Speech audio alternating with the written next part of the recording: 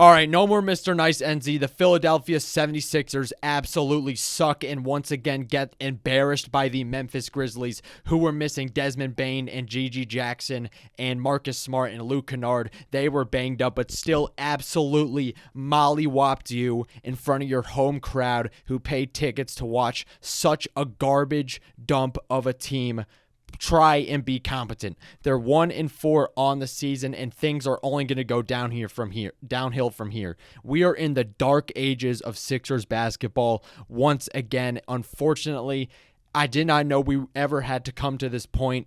This team is completely unwatchable.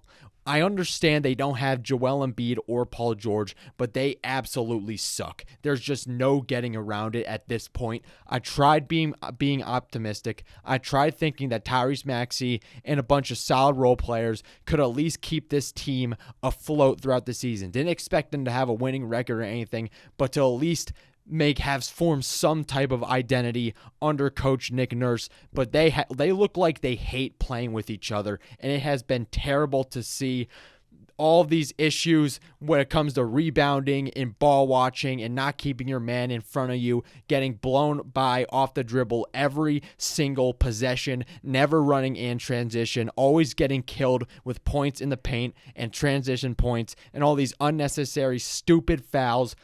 Every single time it feels like a whistle's being blown for some reason, and it is mostly all on the Sixers because they have just such terrible defensive discipline. Look, I ain't some basketball coach or anything, but you can't be falling for literally every pump fake the team throws at you. You got to keep your feet on the ground. I've not seen a Sixers team fall for so many pump fakes like this one has, and it cost them. The lack of transition defense cost them. The Grizzlies were cherry picking the entire game and were getting so many easy baskets. And the thing is, the Sixers were actually shooting well from deep to start the game and throughout. They were shooting like 40% from three by the final box score. Kelly Oubre was cooking early with 2 3-pointers. So was Eric Gordon, all that. Tyrese Maxey was doing his thing, but then they just absolutely, completely collapsed. We're going to break it all down here on NZ for 3. Be sure to hit the like and subscribe button if you're new around here, and let's get down to business. All right, just to start off, this was a really interesting stat. Shout out to Kevin Cooney. The minus 19 rebounding deficit for the 76ers tonight is the largest any team has been out-rebounded in a regular season game since the NBA-ABA merger in the 76-77 season, according to Basketball Reference. What the heck? What is going on with this basketball team? What have Sixers fans done to have to witness such atrocious play year after year? Oh my goodness. The single worst rebounding deficit in NBA history tonight? Well, I mean, honestly, what did we expect? The Grizzlies, they got Zach Edey, who's 8 feet tall, Jaren Jackson Jr., who's 9 feet tall. Then they got like Santi Aldama and Jay Huff. Jay Huff, by the way, the Philadelphia 76ers made Jay Huff look like prime Michael Jeffrey Jordan out there with how many buckets he was giving the Sixers. Jalen Willis as well. Holy crap. Talk about a bunch of role players who just random guys who always cook the 76ers because it's just what the team does. It's that losing culture, that losing energy year after year, playing down to competition and all of that. But were they honestly even playing down to competition? Because even this banged up Grizzlies team is just still much more competent than this Sixers team without Joel Embiid or Paul George. Just a sorry sight in general. If there was one good thing that you can take away from this game, it was that Jared McCain really does have a lot of potential as a combo guard, an offensive weapon. This guy, he's really been impressing me throughout this entire season, and he had a little bit of a breakout game in his own right. So if we go over to the box score, Jay Huff, by the way, 20 points, 5 rebounds, all of that. You let Jaren Jackson Jr. completely cook you as well. I think the Grizzlies had over 70 points in the paint. That is disgusting. But logically, what can the Sixers really do when you're playing Gershon Yabusele as your backup center, you're going to get cooked when you're playing such a big team like the Memphis Grizzlies.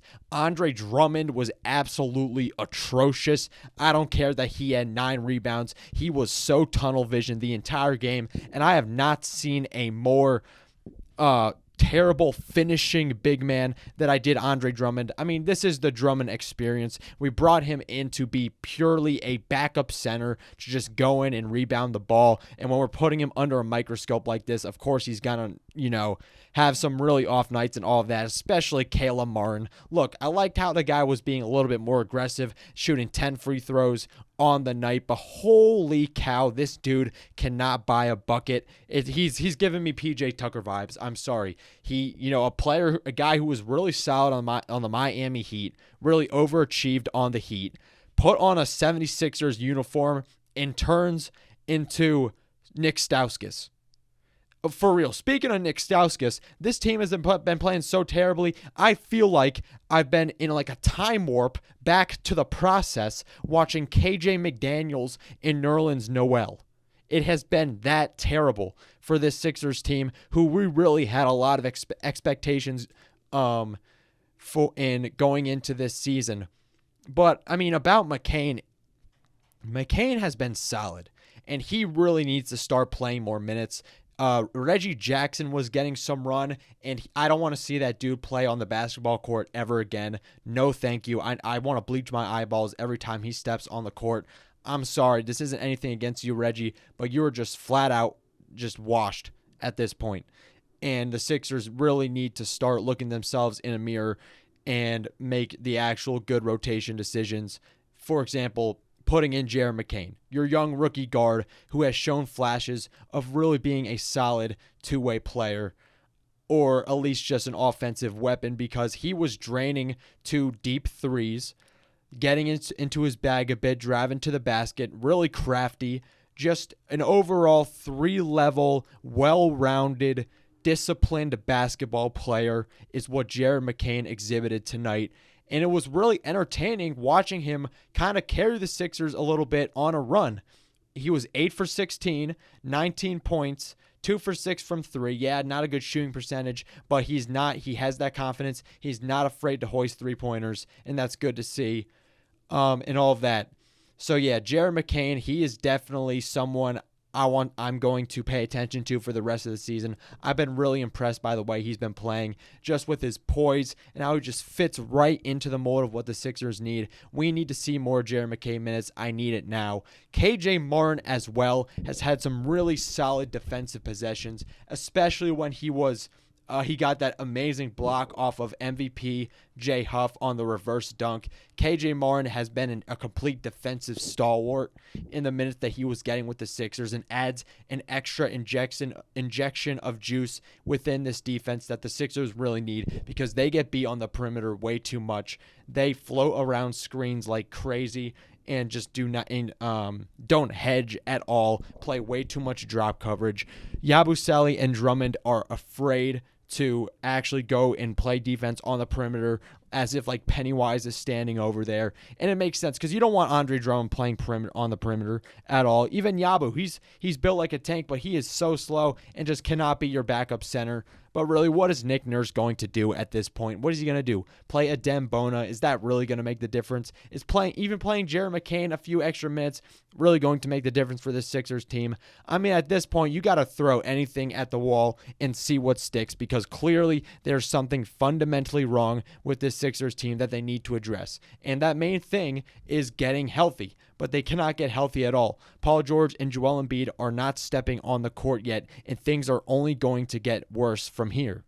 It took Taylor Jenkins a while to realize that he could put Zach Edey on Yabu, and Edey would absolutely feast in general. The Grizzlies were just way too big of a team. Edey's like 8 feet tall. Jaren Jackson's 9 feet tall. Aldama's like 89 feet tall. Then you got Jay Huff, who's 7 feet tall. I'm exaggerating, obviously, but they're a really big team and stuff. It took Taylor Jenkins a while to realize that he could put Edey on Yabu when either Jackson or Huff or something went to the bench, and they were absolutely feasting after that. When Yabu was hitting the court and all of that as the backup center, things really did collapse a bit.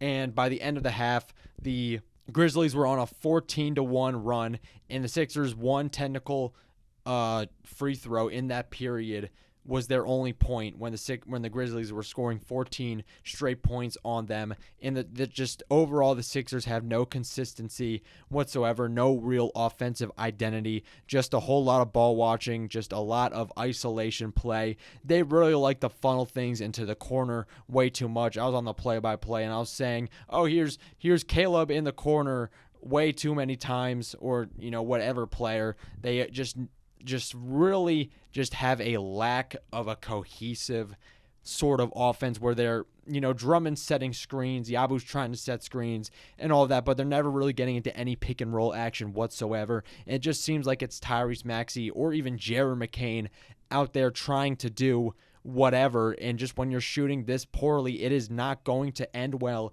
no matter what. But back about McCain, just represent his hustle more, shout out to Aiden Laporta. He had 4 rebounds as well and a steal. That really shows you the type of player that McCain is going to be here with the Sixers. He's going to be gritty, he's going to show that hustle, but he will also provide you some offensive spark off the bench when you need him to, and that is something we're going to really appreciate here in the future. But we need to really focus on the present with the Sixers, because they're in a win now mode, and for them to just be this awful to start the season, we were waiting all summer, with PG and Embiid getting right, all these offseason acquisitions that we made for the, going into this season and all of that. I'm losing my voice already. It's not been good at all. It's been rough, in fact, and this Sixers team has really been disappointing a lot of people. And you're going on a West Coast trip. You're going to play against the Phoenix Suns and then, the Lakers and the Clippers and all of that. And it's not going to be fun because they're playing in a different time zone and all of that. And there's just fundamental issues with this team. But hey, at least they're not the Milwaukee Bucks, right? I mean, they're a different type of garbage. That's what happens when you put Doc Rivers on your coaching staff, but I digress. They're different on just a whole nother tier. At least the Sixers aren't healthy at all. They are completely healthy. So if you want to talk about a fundamental issue, then you got it right there down in Milwaukee. But for the Sixers, at least, it's been an absolute travesty, and I'm tired of being a little bit too optimistic about it. It really is something that we're just going to have to power through the rest of the season. If Paul George and Joel Embiid can come back on time, that'd be awesome, but who knows when that's actually going to be. There's always just some type of extracurricular drama or something, or injuries or whatever, something holding this team back from truly just powering through the season, and where fans can just talk about the game, just talk about basketball, and not about all this other stuff going on.